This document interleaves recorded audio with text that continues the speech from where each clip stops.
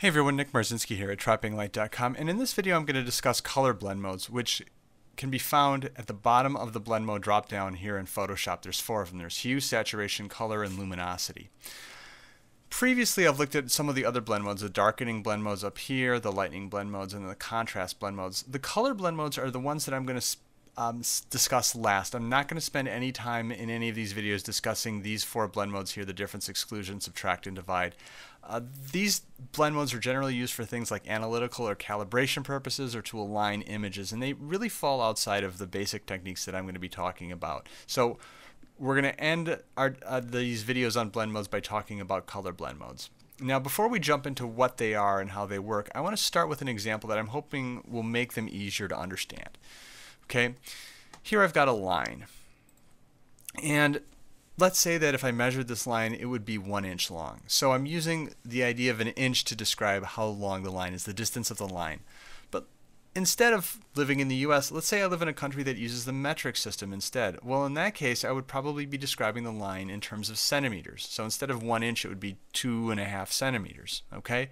Or let's say that I'm a web designer. In that case, centimeters and inches are pretty much irrelevant to me, and I want to be able to know how long that line is in pixels. Okay? In all three of these examples, it's the same line, but it's just simply being measured in different ways. In the same way, here I've got a color circle right here. Now, in past videos that I've recorded, I've used the RGB color model to describe these colors. And so that model goes from 0 to 255 for red, green, and blue. In this case, this color has a red value of 146, a green value of 39, and a blue value of 143.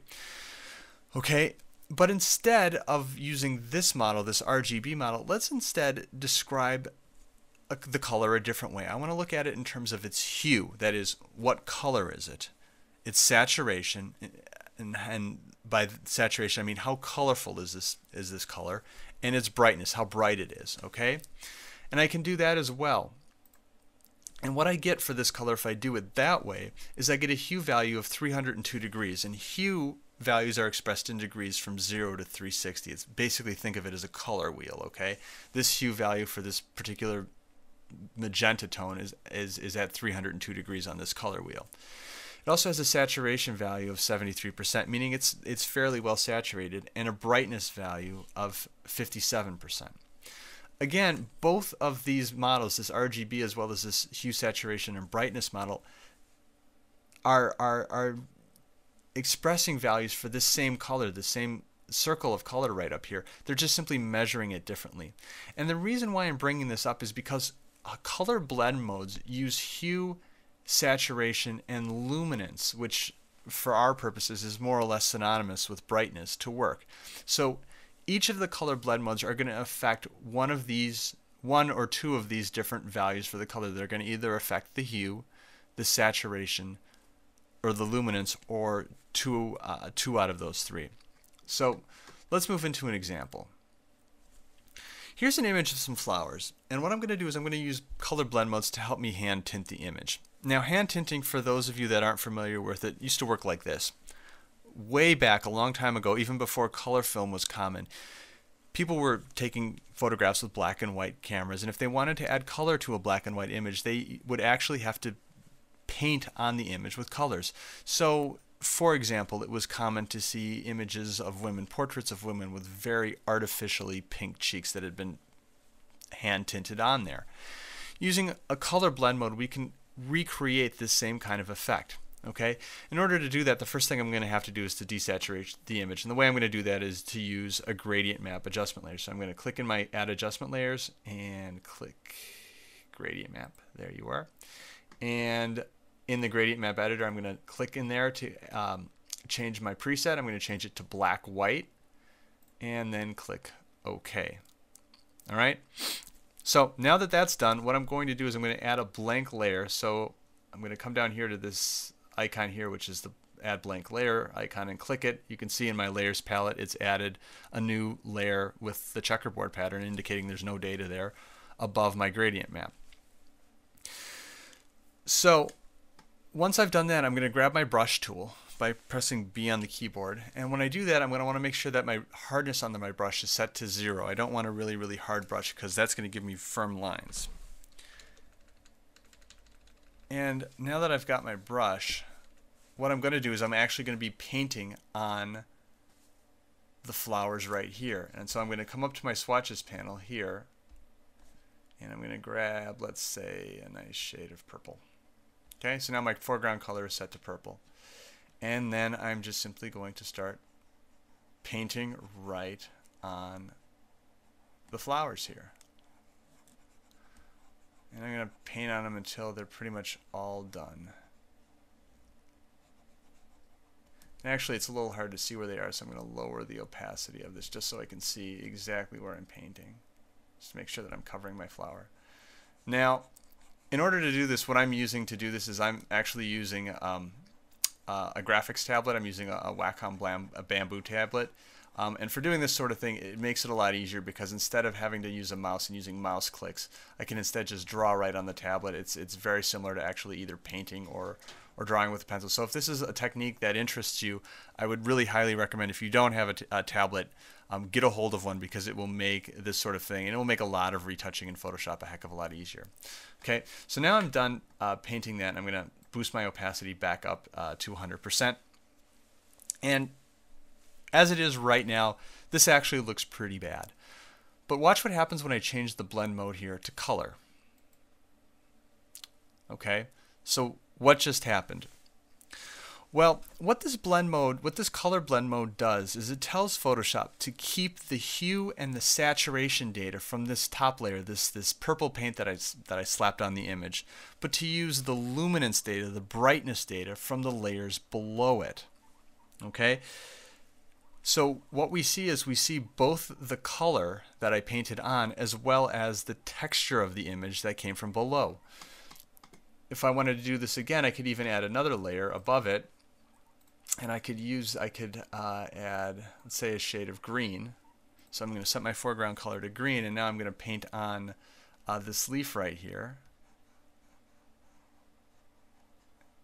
And I'm not being terribly accurate with what I'm doing. I'm doing it pretty quickly. Change the blend mode to color, and again, it simply tints it. If I don't like how it's looking, I can lower the opacity a little bit, or I could paint it with a different color. You can see that I've got a little bit of green that's a little outside the lines right there. One easy way to get rid of that is to grab a layer mask and then to use the color of black and my brush and simply paint that right off there to retouch the image in a way that almost makes it look as though this was a black and white image that had been taken a long time ago and had been hand tinted. So that's one way that we can use the color blend mode. Here's another. Now this is an image of my daughter that I used in a previous example, but now I'm going to add a new layer. I'm going to give it kind of a funky color interesting graphic effect. So I'm going to add a new layer like I did before in my last example. I've got my brush, and I'm going to make it really, really large. There we go, something like that. I'm going to grab some color. I'm going to grab a color. I'm going to start with some sort of magenta like that. And I'm going to just paint right over the top here. There we go. And then, now that I've done that, I'm going to grab another color. Now, it's important to point out when I'm doing this that I'm actually painting on this top layer. I'm not painting on my background layer, and you don't want to do that. In order for this effect that I'm doing to work, you actually need to be painting the color on its own separate layer, not on the background layer. If you're painting on the background layer, you're just destroying pixels, and you don't want to do that. And then I'm going to add some blue on the bottom. Oh, there we go. Got a bunch of stuff open. The computer's a little slow today. So there we go. I've got 3 different colors. They are completely, at this point, obscuring my original image. So I'm going to click on that layer, make sure that layer is selected, go up here to Filter, go to Blur, go to Gaussian Blur, and set a fairly high pixel amount for that. What I'm hoping to do is I just want to make sure that they kind of they kind of blend a little bit and that there aren't any hard edges. So there it is with the blur, and then I'm going to change the blend mode again to color. And it gives me this really funky, interesting graphic effect if I want to, if I think that this that the gradient is too big here, I can just simply come back in with my brush and either repaint or you know, make some very significant adjustments. But since I'm painting on this top layer here and I'm using a color blend mode, all of the changes that I'm making are not being actually made to the image. They're just simply being made to the layer above it, but they have a rather significant impact on the image. And so that's two uses right there for the color blend mode.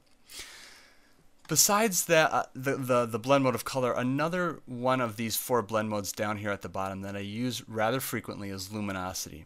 And that one I use to mitigate the effects of contrast adjustments on color. And let me show you what I mean by that.